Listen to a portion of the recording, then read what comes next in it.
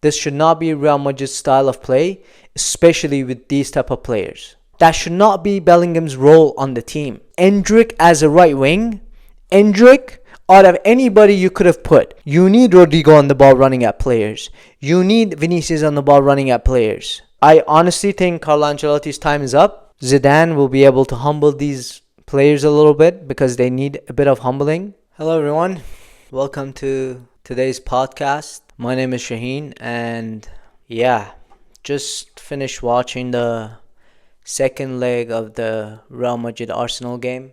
First of all, congratulations to Arsenal, not just tonight for beating Real Madrid at the Santiago Bernabéu 2-1 and beating them pretty comfortably, to be honest, except for that one giveaway from Saliba that resulted in the Real Madrid goal. Once again, a mistake from the opposition, but we'll get to that. But over the two legs, they were just simply the better side, and by a mile. The performance they had in the first leg, the sensational goals, not just the two set pieces from Declan Rice, the third goal from Merino. It was a great team goal. The performance in the first leg for Real Madrid, apart from one or two moments in the first half, in the second half of the first game, Real Madrid had nothing. Similar to tonight. In the second game, Arsenal was comfortable. They got a soft penalty, but it was given. Saka couldn't score, and we've seen oppositions time and time out to, get nervous, lose their cool and composure, and choke. And Arsenal stayed cool. They stayed composed. They say, we missed a penalty, so what? Arsenal was able to stay comfortable in the game, not give anything to Real Madrid, score the first goal again with a great goal, great build-up, teamwork, little passes to find the gaps in between the Real Madrid defenders and the midfielders. So easy, but they make it look easy because they're good at it. And then Real Madrid ties the game late, but of course it's a mistake from Arsenal. Nothing Real Madrid did fancy or out of this world. And then, Real Madrid pushing, desperate, spaces open up, and they score the second goal in the last minutes of the game. What is it, minute 93? Good for Martinelli to get a goal. Arsenal were the better team, simply. And honestly, looking at the teams that went through, Barcelona, PSG, Arsenal, and Inter Milan, they are four really good teams. Four teams that are playing fantastic football. And for Real Madrid to be amongst those, I don't think Real Madrid deserved it, to be honest. Well, I'm sure Real Madrid didn't deserve it. I'm sure Real Madrid did not deserve anything from both of these games against Arsenal. Real Madrid doesn't deserve anything from the league right now. Real Madrid, if they continue playing like this, they're going to get hammered again against Barcelona in the Copa del Rey final. If they continue playing like this and behaving like this, they're going to get hammered again in the league a few days after on May 11th against Barcelona. They're going to lose the league to Barcelona. They're going to lose the Copa del Rey to Barcelona, and it's not looking good. I took a few notes, even though, I don't think any notes right now is going to help Real Madrid or myself or Real Madrid fans. But there's a few things that I have to just talk about.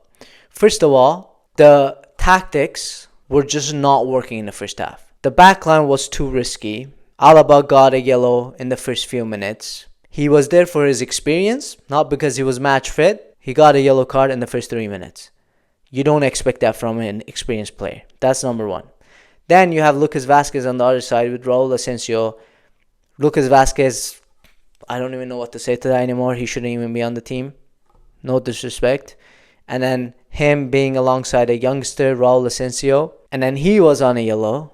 So you have Alaba on a yellow, Raul Asensio on a yellow, Rudiger is hot-headed, and then Lucas Vazquez, who's a weakness, pure weakness. So that back line was so shaky. I was nervous the entire game. And then Mbappe, Rodrigo, Vinicius, Bellingham, I don't remember if they got the ball in their feet and ran at the defenders.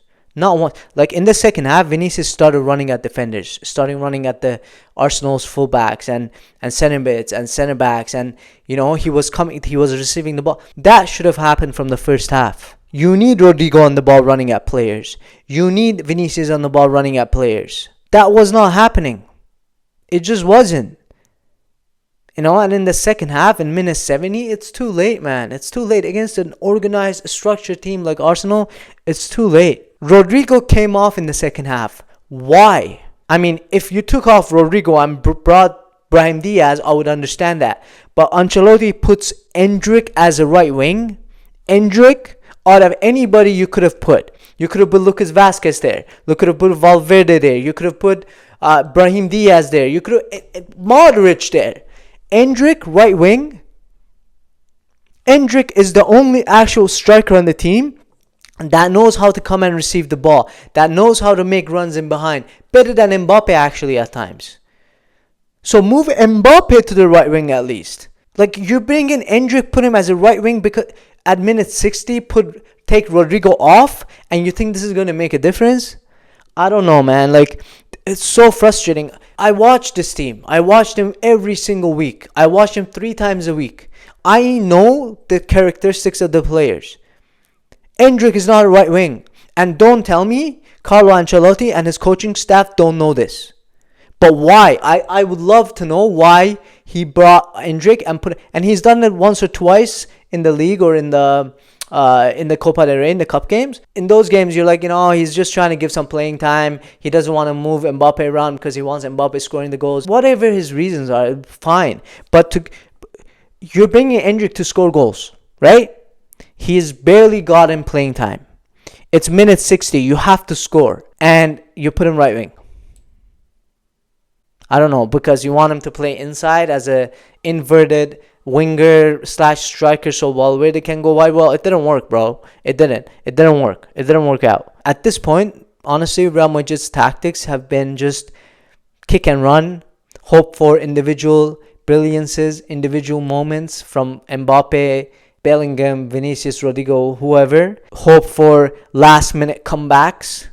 And this is not going to work. Not anymore. With the quality of the teams and opponents now, with the quality of coaching nowadays, coaches like Xavi Alonso and Mikel Arteta and Inzaghi, and these guys are too good, and you can't just play like that. Arsenal was fantastic, honestly. It's not good enough. It's not good enough from Real Madrid. Real Madrid should not be playing like this. This should not be Real Madrid's style of play, especially with these type of players. Real Madrid has the roster. If you compare Real Madrid's roster to any other club, man to man, there isn't many players better. Honestly, I know they're not playing great as a team. I know Arsenal was dominant. But if you put man to man, like if you tell anybody that watches football, say Vinicius or Martinelli, everybody's going to take Vinicius. If you say Merino or Mbappe, everybody's going to take Mbappe. If you say Partey or Bellingham or Valverde, everybody's going to take Bellingham and Valverde. So why is Real Madrid having this roster, having these players, playing like this? Kick and run, kick and chase. Like, Bellingham is not a player to cover space and run his ass off. That should not be Bellingham's role on the team. It shouldn't. Bellingham is too good. He needs to be on the ball. He needs to dictate the tempo of the game as a number 10. Take shots. Like, Real Madrid barely had any shots. I think their first shot was the Vinicius little try to curl the ball into the far corner, but it was like a pass to Raya. I don't know, it was minute 70 or something. 0 shots on goal until then. How can you have Mbappe, Vinicius, Rodrigo, Bellingham, Valverde and have 0 shots? 0 shots on goal. How is this possible? How can this be the style of play with these type of players? It's just not good enough. And at this point, there's nobody you can blame but the coach. I honestly think Carlo Ancelotti's time is up. I think any change would be better right now, would be better than this, whether it's a transitional change. Somebody comes in, they're not good, they leave 6 months after. I don't care. But I don't think from the candidates that are coming up, I think they will do a better job. With these players, Jurgen Klopp could do a better job with his energetic football, high press, end to end. We have the players for that. And he will discipline these players. He will discipline Vinicius and Mbappe to get back and defend and help the likes of Bellingham and Valverde and Rodrigo. Xabi Alonso will be able to do better than this. I don't care if he plays 3-4-3 or 3-5-2 or whatever with wing backs. He will have an idea at least. He will have a philosophy and idea, and he will try to teach these players how to play better football, not street soccer. Vinicius, having been at Real Madrid for this long, today he scored. It was like he's playing street soccer in Brazil. Poor guy. I feel bad for him. It's not his fault. It's not. I've said this before, but I'm going to say it again. I think, yes, Jurgen Klopp would be a good option. Would be a great option. He would do really well with the squad. Xabi Alonso could be a good option, sure, because his team is playing, Bayer Leverkusen is playing beautiful football in Germany, and especially after everything they achieved last season. But I think better than both of these coaches and both of these options is Zidane. I genuinely think Zidane will be able to humble these players a little bit because they need a bit of humbling. They need a bit of a wake-up call.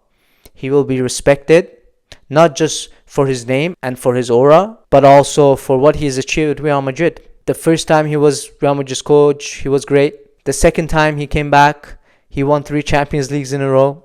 He achieved great things. And I think he will be able to handle these big names. He will be able to play good football. Under Zidane, Real Madrid was good defensively. I remember there was periods during the seasons, not only they were consistent, but they would win games 1-0. 2-0, 2-1. There was some maturity, understanding. Everybody was working. There was a collective effort and strategy. Something Real Madrid does not have right now. They just don't. They don't. You can only, even if Real Madrid came back today and won and went to the semifinals, I honestly would be sitting here happy, be passionate about my team, but I would say the exact same things. I would say Arsenal deserve more. Arsenal were great over the 2 legs. Real Madrid's tactical approach to the game is not good. Real Madrid's players are not being used properly. They have to do better. They need to dominate games better. They need to have better control in games. Even against the weakest teams in the league, in La Liga, Real Madrid can't play properly. Honestly, it's so frustrating. We're out of the Champions League, 4 points behind Barcelona in the league. I don't know how Barca is going to lose 2 games and Real Madrid is going to win every single remaining game. Very, very unlikely. And I don't see Real Madrid beating this Barcelona team that's looking really nice and good this season in the Copa del Rey final. Again, as a Real Madrid fan, I hope I'm wrong. I hope they do. I hope they win the Copa del Rey. I hope they win the league. But even if they do, things need to change. I don't think Ancelotti is going to last. I don't think fans want him to stay anymore, to be honest. I don't think Perez is going to keep him. Perez is ruthless. He won't keep him. The question is who's going to come and are they going to be the right coach and the right person. And I think nobody random is going to come. It's going to be either Jurgen Klopp, Xabi Alonso, or I haven't heard Zidane's name, but I really do think, I don't know if anybody has talked about this, but I think Zidane would be a great option if he wants to come. If he doesn't want to come, that's a different story. Any of those 3 would be doing a better job with this roster, with this squad, and I'm just sick of this at this point. It's just not good enough. It's not. It feels like I'm wasting my time. Imagine going to the stadium, paying thousands of dollars to support your team, and then your team plays like that. Again, if you get eliminated, but you play better, fair play, That's understandable. You can forgive that. You can understand that. But to play like this, and to play like this not just against Arsenal in these 2 games, to play like this the entire season. In the Champions League, they barely made it. In the league, they've been so inconsistent. I don't know how we're in the Copa del Rey final, but somehow we did that. But it's just not good. That's it. I feel like I'm repeating myself at this point. It's not good. Carlo, thank you for everything you've done. It's time for you to step down. Your time as Real Madrid has come to an end. Are we going to wait until the end of the season to part ways or not? Who knows? Again, the club will be making those decisions. It's not me. But fans, they raise their voice, they're vocal, and the club has to listen to its fans, because without the fans, there's no club. So, anyways, congratulations to Inter Milan. Tied 2-2 Bayern Munich. This is the thing. Like, Bayern Munich got eliminated, but they made it a game. I didn't get to watch that game, obviously. I'm going to be watching the highlights. But it was 2-2. It was a game. And they lost at home 2-1, sure, but they had chances. I remember Harry Kane hit the post. It's okay to lose like that. Then you can keep your head up and your chin up and say, you know what, we lost. The better team maybe won, maybe not, but it was tight. We tried. But that wasn't the case for Real Madrid. Real Madrid deserved to lose. Arsenal deserved to win and to go through. And I really hope Arsenal goes all the way and wins. After this, they deserve it. But all the 4 teams that have made it to the semi-final, they all deserve, honestly. Inter Milan looks like the least exciting of the 4 teams if you compare them to PSG, to Barcelona, or to Arsenal. But I think they have that maturity and that discipline. I think it might be their year. I predicted this a couple of weeks ago in one of the episodes, but I think this could be Inter Milan's year. Now I'm just a neutral fan. I'm going to sit down and enjoy the rest of the Champions League games, not stressed, not come close to a heart attack, and may the best team win the competition. Thank you guys for watching and for listening. I will see you next time. Take care.